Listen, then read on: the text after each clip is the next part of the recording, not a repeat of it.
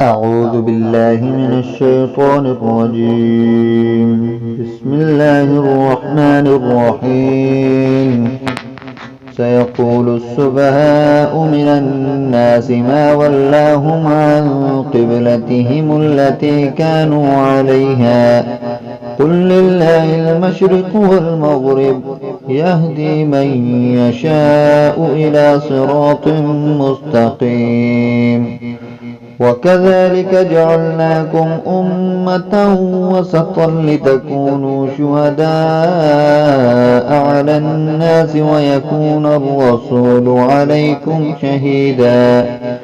وما جعلنا القبلة التي كنت عليها إلا لنعلم من يتبع الرسول ممن ينقلب على عقبيه وإن كانت لكبيرة إلا على الذين هدى الله وما كان الله ليضيع إيمانكم إن الله بالناس لرءوف رحيم. قد نرى تقلب وجهك في السماء فلنولينك قبلة ترضاها فول وجهك شطر المسجد الحرام وحيث ما كنتم فولوا وجوهكم شطره وإن الذين أوتوا الكتاب ليعلمون أنه الحق من ربهم وما الله بغافل عما يعملون.